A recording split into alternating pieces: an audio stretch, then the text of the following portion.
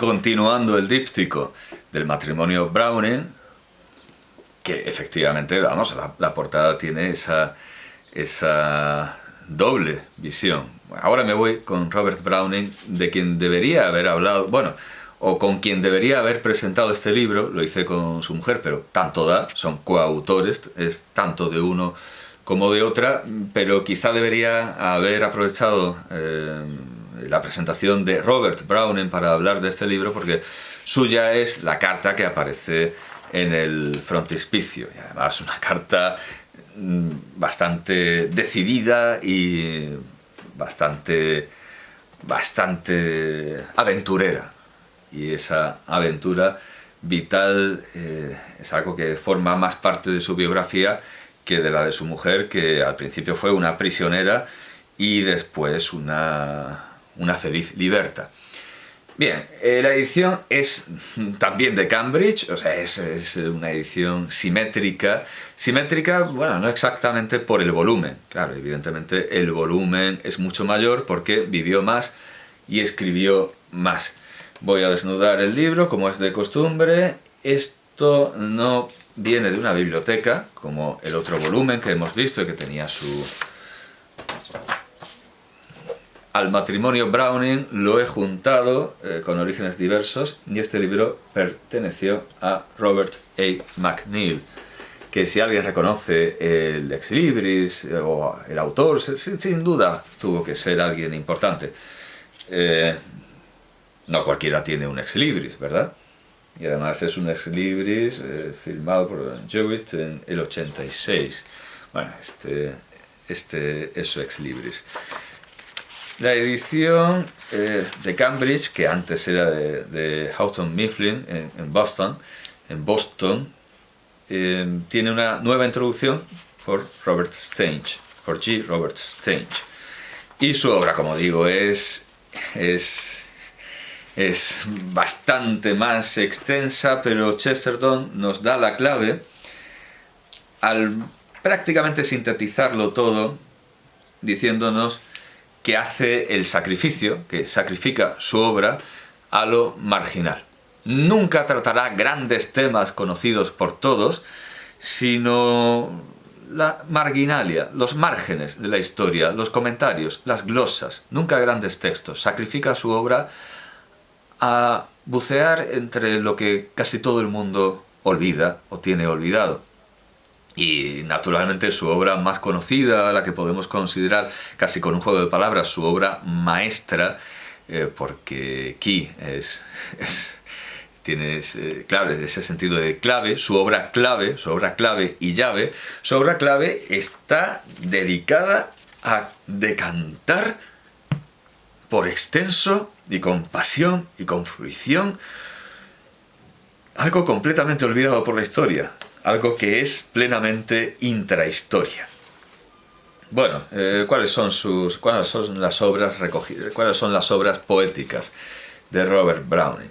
Paulina, un fragmento de una confesión, un soneto, Paracelso, que bueno, alguien dirá, sí, es conocido. Bueno, no, es bastante marginal también.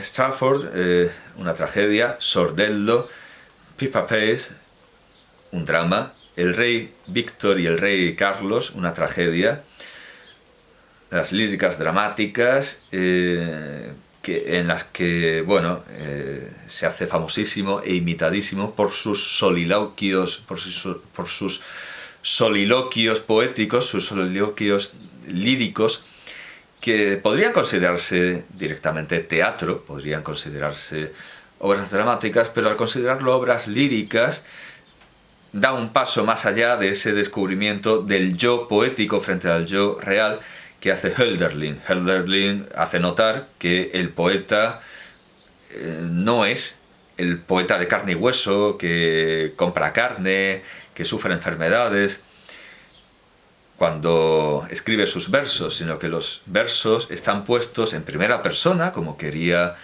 Platón, como decía Platón, que caracterizaba el género lírico. En el género lírico habla el autor. Platón recuerda eso, el autor. Platón Platón nos inscribe eso en la historia literaria, en la historia crítica occidental.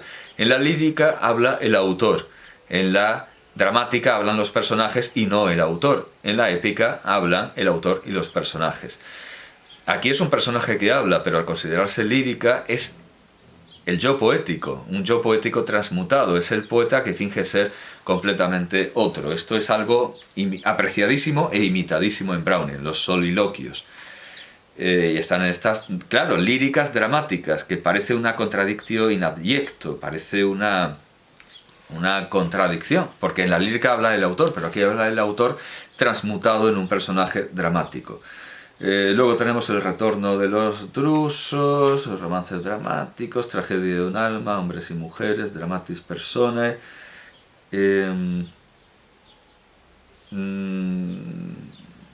Pachiarotto con otros poemas, el Agamenón de Esquilo, Asolando. A donde quería llegar era a...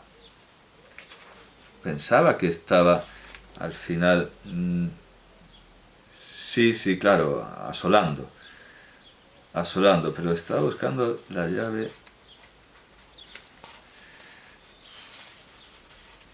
No, asolando. Vaya, pensaba que estaría ordenado por orden cronológico. El anillo y el libro, aquí está, el anillo y el libro, en la página 414.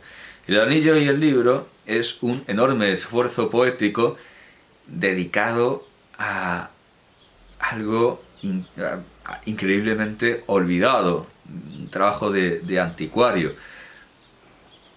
Y es igualmente modesto, otro volumen, otro libro, otra creación poética que estoy buscando. Bueno, Hombres y mujeres, trascendentalismo, un poema en 12 libros. Estoy buscando sus palabras exactas, pero definen plenamente su poesía. Bueno, vamos a ver. Entonces, líricas dramáticas, el retorno de los drusos, el cumpleaños de Colomba. El tratar a personajes que alguna vez fueron importantes. Él trata a personajes, él hace objeto de sus poemas a personajes que alguna vez fueron importantes. Yo creía que sería... Bueno, por ejemplo, vamos a ver, no está bajo ese título, pero ya hemos visto a Paracelso, también toma a Agrícola, más olvidado que Pictor Ignotus, un pintor desconocido, Andrea del Sarto. Bueno, estos quizá puedan ser más conocidos. Estaba buscando ese título en concreto, ahora no recuerdo en qué libro está, pero bueno, él tiene obra dedicada a personajes que alguna vez fueron importantes, y entre ellos estaba, por ejemplo, Mandeville, a quien ya he presentado, y otros muchos autores que acabarán apareciendo, pero que efectivamente dejaron de ser importantes. Sí, aquí está. Estaba corriendo el campo en la página 948. Personajes de importancia en sus días. Son personajes de importancia en sus días. Este es el objeto de la poesía de Browning. Personajes de importancia en sus días, hechos que tuvieron importancia, o ni siquiera no, porque el tema del anillo y el libro, que saca de un legajo, de un anticuario, un proceso que ya no le importa a nadie, pues a lo mejor no tuvo importancia ni en su día, salvo para sus protagonistas. Es como lo de ser conocido en su casa a la hora de comer. Pues el tema del anillo y el libro fue importante en su casa a la hora de comer, una cosa así. Se abre con Bernard de Mandeville, sigue con Daniel Bartoli, Christopher Smart, George Doddington, Francis Furini, Gerard de Res, Charles A. Evison, y como epílogo First and His Friends. Evidentemente, a la mayoría de los grandes lectores de nuestros días, estos nombres y ya es bastante que les suene el primero, les resultarán completamente ignotos. Naturalmente, también, aparte de lo anticuario, existe el exotismo en su obra, como en la de su mujer, pero ante todo prima el ideal romano, el ideal de enciclopedia que tenían los romanos, que podía tener Quintiliano, el ideal del arte antiguo, el ideal del arte italiano. Y, como digo, es indivisible del mundo poético de su mujer.